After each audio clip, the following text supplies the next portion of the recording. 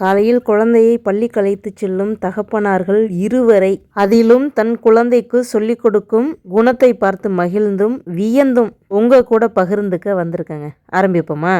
முதல்ல வந்த தகப்பனும் குழந்தையும். அப்பா, நாய் படுத்திருக்குப்பா அப்படின்னு சொல்லி ஓடி வந்த பையன்ட்ட அப்பா சொல்றாரு, சீச்சி, அது தெரு நாயிடா, அதை போய் தொடாத, தொட்டா நீ கை கழுவணும், யாருக்கு தெரியும், கடிச்சாலும் கடிச்சிரும். என்னத்தை சொல்ல அந்த தகப்பனை பத்தி, விட்டுருங்க. இரண்டாவதா வந்த குழந்தையும் தகப்பனும், அப்பா, பப்பி பாரு எம்பிட்டு அழகா இருக்குன்னு, என் பிஸ்கட் பாக்கெட்டை கொடுங்க. அப்பா எடுத்து கொடுக்குறாரு. குழந்தை அந்த பிஸ்கட்டை பிரிச்சு நாய்க்கு பக்கத்துல போடுது. அப்பா சொல்றாரு, பிஸ்கட்டை போட்டுட்டு அது தலையை தடவி கொடுத்து பாய் சொல்லிட்டு வாங்க. குழந்தை பிஸ்கட்டை போட்டு முடிச்சுட்டு அது தலையில் கையை வச்சு தடவி கொடுத்து, அண்ணன் ஸ்கூல் போயிட்டு வரேன், நீ படுத்துக்கோ சொல்லிட்டு போன இந்த குழந்தை நிச்சயமா நல்ல குழந்தையா, மனித நேயமிக்க குழந்தையா வரும். அதில் எந்த ஒரு மாற்று கருத்தும் இல்லை. இது இன்னைக்கு மட்டும் இல்லைங்க, தினமும் நம்ம வீட்டு வாசல்ல நான் பார்த்துக்க நிற்கிற ஒரு காட்சியை தான் உங்க கூட பகிர்ந்துக்கிட்டேன். தொட்டா கழுவணும்னு சொல்லி கொடுத்த தகப்பன் சிந்திக்க வேண்டிய விஷயம் என்ன தெரியுமா?